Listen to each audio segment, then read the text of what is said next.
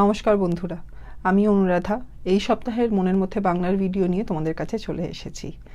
আমরা গল্পাঞ্জলি বইটা থেকে ছোটলোক গল্পটা আলোচনা করছিলাম। বনফুলের লেখা একটি অনবদ্য সৃষ্টি। এই ছোট্ট গল্পটা খুব সাধারণভাবে, খুব সুন্দরভাবে আমাদের জীবনের একটা খুব কঠিন শিক্ষা দিয়ে যায়। সেই শিক্ষাটা আমরা আজকে গল্পের শেষ পর্বে আরও ভালো করে বুঝতে পারবো। খানিকটা আমরা গল্পের শুরুতেই গল্পের যে সারসংক্ষেপ বা সামারিটা দেওয়া হয়েছিল তাতে বুঝতে পেরেছি, কিন্তু এখন আজকে আমরা গল্পের শেষ পর্বটা যখন পৌঁছাবো, শেষ পর্বটায় বা শেষটুকুতে, তখন বুঝতে পারবো যে খুব কঠিন বা খুব ভালো একটা বা খুব গভীর একটা জীবন দর্শন উনি বুঝিয়ে দিয়েছেন গল্পটার মধ্যে দিয়ে। কিন্তু ভীষণ সহজ সাধারণ একটা ঘটনা, সেটাও যে আমাদের কত রকমভাবে শেখাতে পারে, কত কিছু শেখাতে পারে, সেটা আমরা এই গল্পটা বুঝবো। আগেই বলেছিলাম আজকে আমরা শেষ করব, তাই আজকে আর দেরি না করে আমরা গল্পটা শুরু করি। এখন অবধি আমরা দেখেছি যে প্রচণ্ড গরম এক দুপুরে রাঘব সরকার নামের একটি ভদ্রলোক ভীষণ তাড়াতাড়ি হাঁটছিলেন। ভদ্রলোকের সম্বন্ধে যা বলা হয়েছে তাতে আমরা জানতে পেরেছি যে উনি নিজে একজন প্রচণ্ড আত্মমর্যাদা সম্পন্ন ব্যক্তি, কারোর কাছ থেকে কোনো রকম উপকার নেন না, সবসময় মাথা উঁচু করে চলতে ভালোবাসেন। অন্যের উপকার করবেন কিন্তু নিজে কখনো উপকার নেবেন না, কারণ তাতে ওনার মনে হয় হয়তো যে উনি ঋণী হয়ে গেলেন, এবং সেটা উনি কখনোই মানতে পারেন না। উনি এতটাই কঠিন এই বিষয়ে বা নিয়মনিষ্ঠ এই বিষয়ে যে উনি কখনো কোনো রিক্সা বা পালকিতে চড়েননি, কারণ সেগুলো অন্য লোকেরা টেনে নিয়ে যায়। সেটা ওনার মতে অত্যন্ত অন্যায় একটি কাজ, পাপ কাজ প্রায় বলা যায়। কারণ ওনার মনে এই ধারণাটা আছে যে ভীষণ নিষ্ঠুর বা ভীষণ কঠিন হৃদয়, অমানুষের মতো যাদের আচরণ, তারাই এই ধরনের গাড়ি ঘোড়াতে চড়ে, মানে রিক্সা বা পালকিতে, কারণ সেটাতে চড়তে হলে অন্য মানুষের কাঁধের ওপর চড়তে হয়। তো এই ধরনের কঠিন নিয়ম নীতি একজন মানুষ যখন একদিন দুপুরে ভীষণ তাড়াতাড়ি হাঁটছিলেন, তখন একটি হাতে টানা রিক্সা টেনে একজন রিক্সাওয়ালা ওনার পিছু ধরেন। হাতে টানা রিক্সা কেন সেটা আমি তোমাদের আগেই বলেছি যে তখনকার দিনে অন্যরকম রিক্সা ছিল না। হাতে টানা রিক্সাটা চালাতে ভীষণই কষ্ট হতো রিক্সাওয়ালাদের, কিন্তু তখন বহু লোকের এটাই জীবিকা ছিল বা এইভাবেই তারা জীবনে রোজগার করত। এবং আমি তোমাদের একটা পর্বে, এর আগের পর্বে সেটা ছবিও দেখিয়েছি। তো এই রিক্সাওয়ালার রিক্সাতে একটা ঘন্টা বাঁধা ছিল, যেটা অন্যান্য রিক্সাতেও থাকে। সেটা একটা হর্নের মতো ব্যবহার করা হতো, কারণ তখনকার দিনে রিক্সাগুলো এতটা উন্নত হয়নি যে তাতে আলাদা করে হর্ন বসানো হবে। তো রিক্সাওয়ালা সেই ঘন্টাটা ঠুন ঠুন করে বাজিয়ে রাঘব সরকারের পিছনে আসছিল এবং বলছিল যে যদি রাঘব সরকার রিক্সায় চড়েন। তো প্রথমে রাঘব সরকার না করে দিয়েছিলেন, কারণ উনি ভীষণভাবে নীতির মেনে চলেন।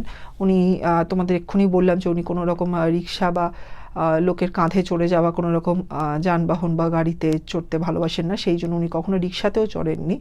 কিন্তু যখন উনি রিক্সার ঘন্টার ঠুনঠুন আওয়াজ আবার শুনতে পেলেন এবং পিছন ফিরে দেখলেন, তখন রিক্সাওয়ালার জীর্ণ শীর্ণ চেহারা, হাড় বের হওয়া, খুবই মানে কষ্টে জীবন যাপন করে এরকম একটি চেহারা দেখে ওনার মনে খুব দয়া হলো। ওনার মনে সেই সময়ে পৃথিবীতে যা যা আলোচনা হতো নানা রকম, যেমন গরিবদের কিভাবে বড় লোকেরা শোষণ করে ইত্যাদি, তো সেই ধরনের জিনিসপত্র, সেই ধরনের আলোচনা বা সেই ধরনের মত অনেক কিছু ওনার মাথায় এলো। উনি শিক্ষিত মানুষ ছিলেন, উনি আশেপাশে কি হতো, সমাজে কি চলছে ইত্যাদি সেই সব বিষয়ে ওনার জ্ঞান ছিল। তো সেই সব কথা মনে হওয়ার সাথে সাথে রিক্সাওয়ালার ভীষণ রোগা ভোগা চেহারা, হয়তো খেতে পায় না এরকম চেহারা, এইসব দেখে ওনার মনে খুবই দয়া এলো। তখন উনি ভাবলেন যে হয়তো এইটাই, রিক্সা চালানোটাই রিক্সাওয়ালার একমাত্র উপায় রোজগারের। তাই ওনার মনে কিছু বদল এলো, ওনার চিন্তায় কিছু বদল এলো।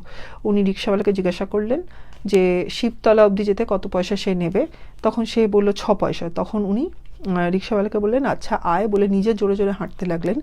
এবং রিক্সাওয়ালা ওর পিছনে পিছনে যেতে যেতে বলে আসুন বাবু চলুন, মানে বলতে লাগলো যে আপনি উঠে বসুন।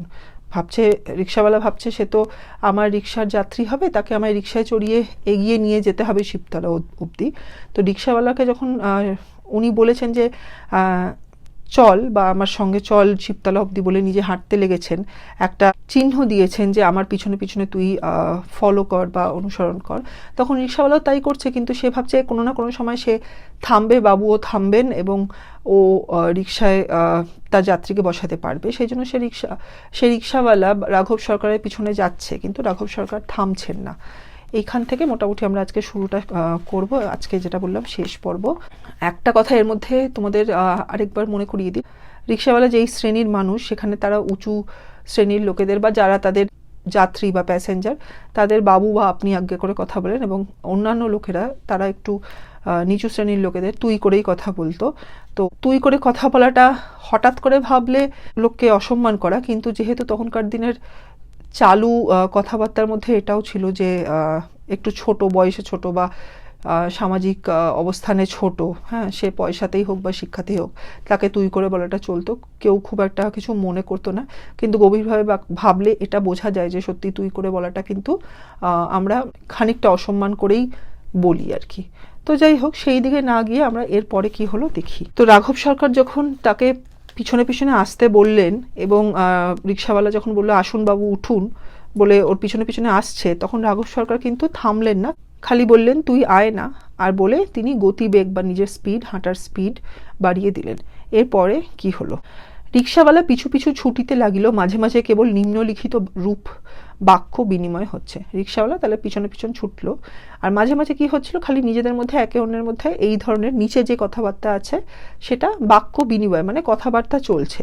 নিম্নলিখিত, নিম্ন মানে নিচে, লিখিত মানে লেখা, মানে নিচে গল্পের এই বাকি পরের ভাগটায় যেটা লেখা আছে সেই রকম কথাবার্তা দুজনের মধ্যে চলছে। আসুন বাবু চড়ুন, আয় না, মানে রিক্সাওয়ালা বারবার বলছে যে আসুন, আমি থামাচ্ছি রিক্সা, আপনি এসে রিক্সায় উঠে বসুন, আর রাঘব সরকার খালি বলছেন আয় না, আয় না। এই করে চলতে চলতে ওরা শিবতলায় পৌঁছে গেল। কি হলো সেখানে, শিবতলায় পৌঁছিয়া রাঘব সরকার পকেট হইতে 6টি পয়সা বাহির করিয়া বলিলেন এই নে। তাহলে শিবতলায় ওরা পৌঁছে গেছে। রাঘব সরকার যেহেতু জানতেন আগেই যে ভাড়া 6 পয়সা, তাই পকেট থেকে সেটা বার করে রিক্সাওয়ালাকে সেটা দিতে গেলেন। দিয়ে বললেন আমি রিক্সা চড়ি না। রিক্সাওয়ালা তো তখন জিজ্ঞেস করছে সে কি, মানে সে খুব অবাক হয়ে গেছে, কারণ ও ভেবেছে যে উনি উঠবেন রিক্সায়। এদিকে শিবতলায় পৌঁছে উনি বলছেন আমি রিক্সা চড়ি না। তখন রিক্সাওয়ালা জিজ্ঞাসা করলো কেন? তখন রাঘব সরকার বলছেন রিক্সা চড়া পাপ, যেটা ওনার নীতি, সেটা উনি বললেন। এইবার গল্পের শেষটা এবং রিক্সাওয়ালার শেষ অস্ত্র বলতে পারো বা শেষ অভিব্যক্তি বা শেষ এক্সপ্রেশন বলতে পারো, সেটাতে বলছে রিক্সাওয়ালা, ও তা আগে বললেই পারতেন। লোকটার চোখে মুখে একটা নীরব অবজ্ঞা মূর্ত হইয়া উঠিল। সে ঘাম মুছিয়া আবার চলিতে শুরু করিয়া দিল। তো রিক্সাওয়ালা আর কিচ্ছু বলল না, যে সে বাবু, সে উঁচু শ্রেণীর লোক, কিন্তু সে ছোট লোকেদের বা নিচু শ্রেণীর লোকেদের কতটা অসম্মান করলো এইভাবে, যে রিক্সা চড়া পাপ, অথচ তুমি আমাকে পিছনে পিছনে ফলো করালে। তাই সে শুধু এইটুকুনি বলল, সে কিন্তু নিজের সম্মান বা নিজের ভদ্র ব্যবহার ইত্যাদি সেগুলো বজায় রাখলো। সে খালি বলল আগে বললেই পারতেন, এই বলে সে চলে গেল। তার আগে লেখক বলছেন যে লোকটার চোখে মুখে একটা নীরব অবজ্ঞা মূর্ত হইয়া উঠিল। মূর্ত মানে স্পষ্ট, এখানে হইয়া উঠিল মানে তার মুখের মধ্যে একটা নীরব, মানে খুব শান্ত একটা অবজ্ঞা, মানে তুমি তোমার ধ্যান ধারণা নিয়ে তুমি থাকো, কিন্তু আমাকে আমার জীবনটাকে চালাতে হবে, আমি যেই কাজটা জানি সেইটা দিয়েই চালাতে হবে। সেটা একটা সৎ কাজ, সেটা একটা পরিশ্রমের কাজ, এবং সেটা যথেষ্ট সম্মানের আমার কাছে। হ্যাঁ, আপনার মনে হতে পারে রিক্সা চড়া পাপ, কিন্তু আমার কাছে এটা রুজি রোজগারের একমাত্র উপায়। সেই জন্য আমার কাছে সেটা ভীষণ সম্মানের একটা কাজ। সেই জন্য আপনার এই যে ধারণা যে রিক্সা চড়া পাপ, এটাকে আমি অবজ্ঞা করি বা সেটাকে আমি অত্যন্ত অন্যায্য বা অনুচিত মনে করি। মানে আপনার ধ্যান ধারণা নিয়ে আপনি বাঁচুন, আপনার নীতি নিয়ে আপনি বাঁচুন, আমি একটা সৎ পথে ভালোভাবে রোজগার করে জীবন কাটাই, হ্যাঁ, নিজের এবং নিজের পরিবারের মুখে খাবার দাবার তুলে দিই, সেটার মধ্যে কোনো অন্যায় নেই, কোনো পাপ নেই। এই বলে না, বরঞ্চ এইটা তার মুখের ভাব দিয়ে সে প্রকাশ করে চলে গেল। ঘাম মুছিয়া আবার চলিতে শুরু করিয়ে দিল। মানে সে বুঝলো যে এইখানে তার আর রোজগার হওয়ার বা যাত্রী পাওয়ার কোনো আশা নেই। এই লোকটা আমাকে অকারণে নিজের নিয়মের জন্য বা নিজের নীতির জন্য আমাকে এরকমভাবে অকারণে খাটালো, হ্যাঁ, কিন্তু একে আমি কোনো রকম শিক্ষা দেব না, আমার সেই সময় বা দরকার বোধ নেই, আমি সৎভাবে জীবনযাপন করব, আমি রিক্সা চালিয়ে যাত্রী বয়ে রোজগার করব এবং সেটা একটা সঠিক কাজ। সেই জন্য আমাকে এগিয়ে যেতে হবে। এখানে দাঁড়িয়ে ঝগড়া করলে বা তাকে অন্য কিছু বললে তো আমার কোনো লাভ হবে না, আমার রোজগারও হবে না সৎ পথে। তো যখন সে চলিতে শুরু করিয়া দিল, মানে চলা শুরু করলো, সেখানেই কিন্তু শেষ নয়। রাঘব সরকার কিন্তু তার নিজের নীতি মেনে আবার এবং তার মনে যে দয়ার জেগেছে সেটাকে মেনে নিয়ে আবার চেষ্টা করলেন। ভাবলেন লোকটাকে মানে কোনো কাজ না করে যদি একটু পয়সা দেওয়া যায়, লোকটার যদি উপকার হয়, আমার তো সেই সামর্থ্য আছে ওকে কিছু সাহায্য করার আর্থিকভাবে, পয়সা তো সেইটা আমি না হয় করি। তাই জন্য উনি আবার বললেন পয়সা নিয়ে যা। শেষ কথা রিক্সাওয়ালা কি বলল? আমি কারো কাছ থেকে ভিক্ষে নেই না। মানে আমার শ্রমের মূল্য আছে, আমার সময়ের মূল্য আছে, আমার কাজে সততা আছে এবং আমি একজন সঠিক মানুষের মতো মানুষ। সে অকারণে কারোর কাছ থেকে ভিক্ষা নেয় না। আমরা বুঝি যে রাঘব সরকার যেমন কারোর কাছ থেকে কোনো রকম উপকার নেয় না, কারণ তার কাছে সেটা ঋণ মনে হয়। ভিক্ষাটাও রিক্সাওয়ালা ঋণ মনে করে বা অপমান মনে করে, সেইটা সে কারোর কাছ থেকে যেচে নেবে না, তার যতই কষ্ট হোক। হয়তো তাকে সেদিন না খেয়ে থাকতে হবে বা তার বাড়িতে লোকজন কষ্ট পাবে, অন্য কোনো ক্ষতি হলো, কিন্তু তারপরেও সে কখনো ভিক্ষা নেবে না, কারণ সে তার নিজের সততার ওপর, তার নিজের পরিশ্রমের ওপর পূর্ণ ভরসা রাখে। সে জানে যে যদি সে এইভাবে জীবন কাটাতে পারে, কষ্ট করে হলেও সে তার জীবন ঠিকই কাটাতে পারবে। হয়তো দিনে 5টার বদলে 2 যাত্রী পেল, হয়তো সেদিন খাবারটা ভালোভাবে কিনতে পারলো না বা কম পেলো, 2 রুটির বদলে 1টা রুটি খেতে পারলো, কিন্তু সেটা ভিক্ষার অর্জন হবে না বা ভিক্ষার পয়সা হবে না। সেটা তার নিজের খাটনির, নিজের জোরের, নিজের সততার, নিজের শ্রমের একটা রোজগার এবং সেটার ওপর তার পূর্ণ অধিকার আছে। সেটা তার কাছে পাপ নয়, সেটা তার কাছে একটা সঠিক কাজ, মানুষের কাজ। সেই জন্য সে খুব স্পষ্টভাবে রাঘব সরকারকে একটা সোজা কথায় বলে দিল, আমি কারো কাছ থেকে ভিক্ষে নেই না। রাঘব সরকারও আশা করি তারপরে তার শিক্ষাটা পেলেন যে সে যতই উঁচু শ্রেণীর হোক, কাউকে এরমভাবে অসম্মান করে তিনি কখনো মহান মানুষ হতে পারেন না, তিনি কখনো উঁচু শ্রেণীর লোক হতে পারেন না। শেষ লাইনটা কি? ঠুন ঠুন করিয়া ঘণ্টা বাজাইতে বাজাইতে সে পথের বাঁকে অদৃশ্য হইয়া গেল। ঘণ্টা বাজাতে বাজাতে মানে আরও যদি যাত্রী পায় তার খোঁজে সে এগোতে লাগলো এবং পথের বাঁকে, মানে পথটা যখন বাঁক নিল বা ঘুরে গেল, মুড়ে গেল, সেখানে সে অদৃশ্য হয়ে গেল। মানে আর তাকে দেখা গেল না। তো ছোট্ট করে রিক্সাওয়ালা তার পুরো রাস্তাটা এলো রাঘব সরকারের খেয়ালের বসে, রাঘব সরকারের দয়া দেখানোর ইচ্ছেতে, কিন্তু শেষে যখন বুঝলো যে এটা তাকে অপমান করা হচ্ছে, সে খুব সুন্দরভাবে নীরব অবজ্ঞার একটা ভাব মুখে ফোটালো এবং শেষে এটাও বলে দিল যে আমি কারো কাছে ভিক্ষা নেই না, আমি একজন ছোট লোক হতে পারি, কিন্তু আমার সময়ের, আমার পরিশ্রমের, আমার সততার সব কিছুর দাম আছে। আপনি যেই শ্রেণীতেই থাকুন, আপনি যত বড় লোকই হন, যত শিক্ষিতই হন, আপনার যতই পয়সার জোর থাকুক, আমাকে অপমান করতে দেব না। আমার আত্মমর্যাদা আমার কাছে এবং সেটা আমি সব রকমভাবে বজায় রাখবো। আমার সম্মান আমি রাখবো, আমি আমাকে অসম্মান করতে দেব না, আমি ভিক্ষে নেই না।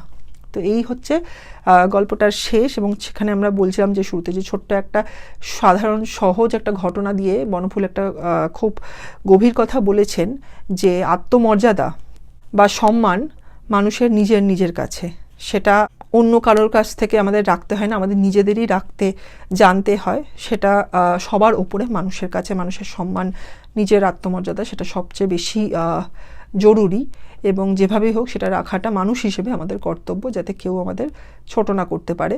উপকার করলে বা উপকার নিলে কেউ কারোর মর্যাদা কমে বা বেড়ে যায় না। সম্মানটা কোনখানে, কোনভাবে, কিভাবে রাখতে হয়, কিভাবে বজায় রাখতে হয়, সেটা জানতে হয়। সেটার জন্য তুমি ছোট লোকই হও বা বড় লোকই হও, তাতে কিছু যায় আসে না।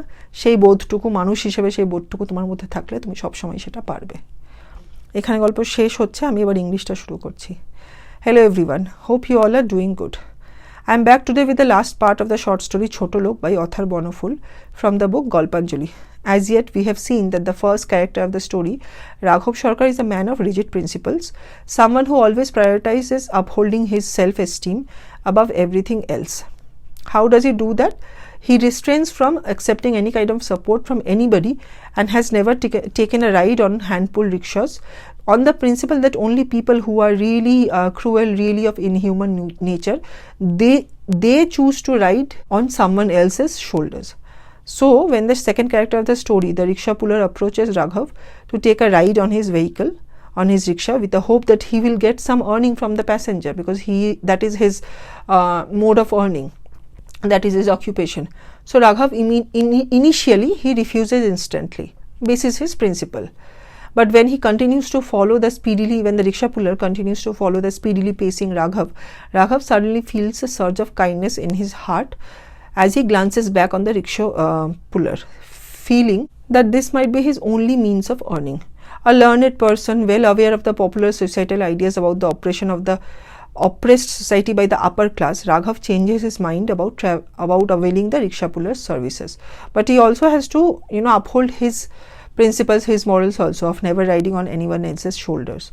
So what does he do? He asks the rickshaw puller about the fare till a place called Chhotolok, where he was going. And when the man answers 6 pence, Raghav asks the rickshaw puller to follow him and continues pacing. So we will start from here today. As I had already shared, this is the last part of the story, and we will get a very valuable lesson at the end of this small last part. Let's start. রিক্সাওয়ালা পিছু পিছু ছুটিতে লাগিল, মাঝে মাঝে কেবল নিম্নলিখিত রূপ বাক্য বিনিময় হইতেছে। So the rickshaw puller, he continued following him, and in between, as he followed the speedily pacing Raghav, the dialogue as written below, as written henceforth, was continued to be exchanged. So what does the two characters say? Rickshawala says, Ashun Babu Chorun. So come, sir. As I said, Babu is equivalent to sir. Come, sir, get up, climb up on my rickshaw as a passenger. And Raghav says, Aina, you come along. So he just says that, come along, follow me, and Raghav continues with his speedy walk. So here onwards, the dialogue still continues. And as I said, at the end, we'll get to know a very unique and lesson, which makes this story a novelty, which makes us, aware of a very deep lesson of leading a human life. So let's see.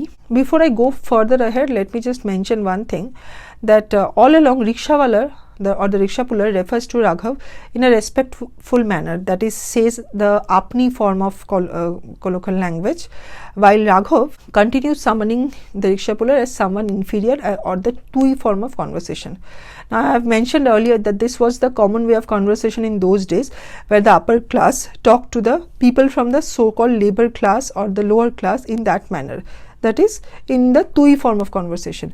It wasn't considered demeaning, though if we really think deeply and consider the meaning of these terms, it does turn out that it was a form of referring to someone as someone inferior. So it wasn't really the right way, but again, it was a common, or it was the ongoing or continual form of conversation in those days, even these days actually.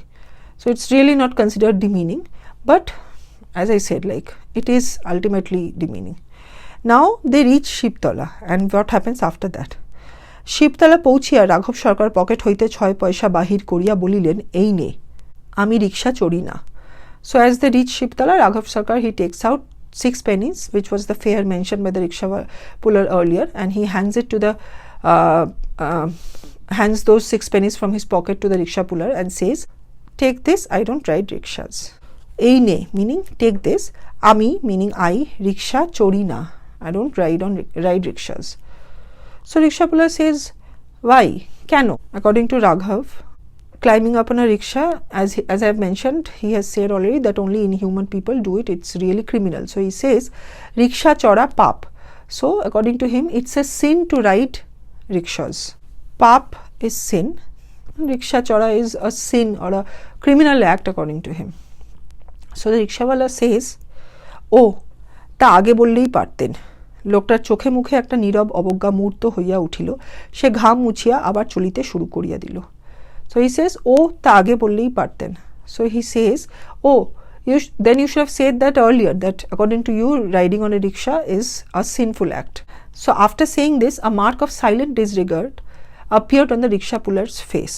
Loktar, or the man's, chokhe mukhe, chok his eyes, mukh his face. So on his face, a nirab obogga, nirab is silent, obogga is disregard, Murto hoya uthilo. Murto is to become clear. Hoya uthilo is became clear. That mark of silent disregard, it came up on his face. Why that? Because he showed through that action of his, or that expression of his, that you live with your ideals. You should have told me this earlier. You people belong to the upper class, but you really don't know how to respect people or respect human beings. So saying that, what did he do? She gham muchiya abar cholite shuru koriya dilo. So he rubbed his sweat, which appeared because he was following the speedily pacing Raghav for that long distance, which would have otherwise earned him 6 pennies. But he realized that this person will not ever ride on his rickshaw. So he continued pulling his rickshaw away from Raghav, because he knew that now he has to get another passenger. Now Raghav wanted to show his big heart, show his concern about the oppressed section of the society. So what did he say? Paisha niye ja. Take the fare, or take the pennies. Okay, I mean, you've come till Chhotolok with me. You probably wouldn't have. So take it. You deserve it. But what does the rickshaw puller say? Ami karo kach theke bhikkhe nei na. He says, I don't take alms from anyone. So you don't have the right to disrespect me. I might not belong to your strata. I might not be educated. I might not be someone from a higher financial situation. But you still don't have the right to give me alms. My self-respect, my self-esteem is something which I will maintain at all costs, and nobody has the right or the ability to damage my self-respect or my self-esteem. So a part of maintaining that is not taking alms from anybody. Like Raghav, he chose never to take any kind of help or support from anybody.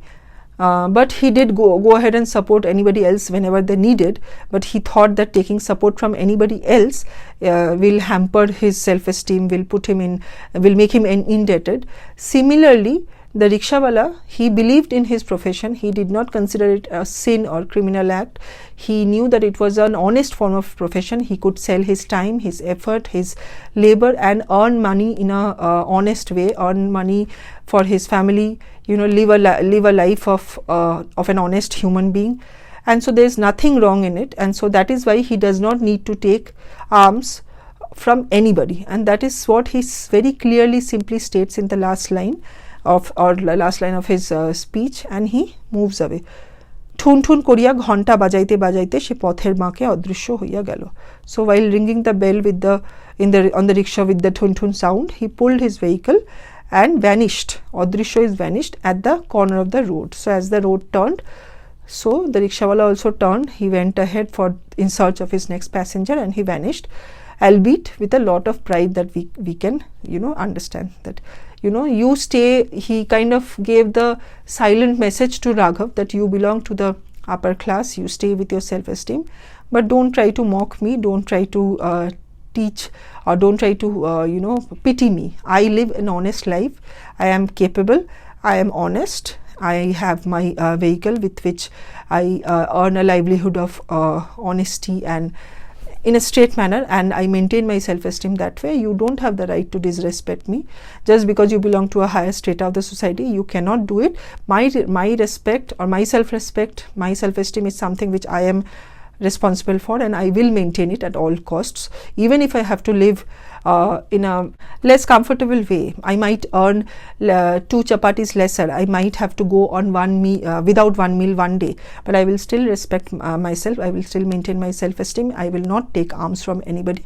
So irrespective of whatever society I belong to, I know how to maintain my self-respect, and nobody can harm it. Nobody can damage it. So this is the lesson which Bonopul gives through this short story, that irrespective of the state of the society, every human being is capable of maintaining their self-respect, and nobody has the right to disrespect anybody. Nobody has the right to show pity to anybody. So even if you might be learned, even if you have strong morals, Raghav Sarkar was not a right human being in trying to show pity to someone else. If he did not like to get on rickshaws, he could have clearly said, and the rickshawala could have searched for another passenger right there. But he thought he will show some pity on the rickshawala. He would give him some alms, basically pay him for not working, so which was disrespecting the man, disrespecting his way of earning, disrespecting his labor, and that showed his level of knowledge or education actually. So that showed that despite belonging to a higher strata, Raghav Sarkar did not know how to respect human beings. So at the end of the story, we keep on wondering who is the Chhotolok, whether it's Raghav, who did not have proper education about how to respect human beings, or whether it was the rickshawala who was much lower in terms of social status or financial status. I think we have our answer from here. So we'll end it here. We know that the rickshawala's honest mean of earning, it is earned through his labor. The fair meal which he had at the end of the day, it was earned through his labor and sincere efforts. It was equally valuable to him, just like the job of a blue-collared professional is. And just like Raghav never chose to take any help from anybody else, the rickshaw puller also accepted payment only for his labor, never as a favor. While Raghav believed that he was being kind to someone, he was trying to help someone from the downtrodden part of the society, he considered it as an act of greatness because he was a very learned and dignified person. He was capable of it. He thought that's what he thought. In one simple statement, the rickshaw puller showed him that he doesn't accept alms. It proved to Raghav Sarkar that the value about treating others with respect is something which makes you a far more superior person, irrespective of whatever class you belong to. So one's degrees or principles or awareness about social or economic condition, that does not teach you real education or does not teach you how to really value a person. It was a simple learning that the rickshaw puller taught Raghav Sarkar and also us readers, and we know that humanity and self-esteem can be maintained by the simple act of being respectful towards everybody, not by apparent acts of donation or support or help. So we end our session here today. I hope you liked this simple story with a very deep learning. As always, I have used the Samsat Students Bengali to English Dictionary for the English part today. At the end, I will again say like, share, subscribe, comment. Keep Bangla in your hearts, and I will see you all next week. তাহলে এখানেই শেষ করি। আমরা আবার সামনের সপ্তাহে দেখা করব নতুন কোনো গল্প বা কবিতা নিয়ে। তোমরা সবাই ভালো থেকো। Like, share, subscribe and comment. মনের মধ্যে বাংলাকে সবসময় রেখো। আগামী সপ্তাহে দেখা হবে। সবাই ভালো থেকো। টাটা।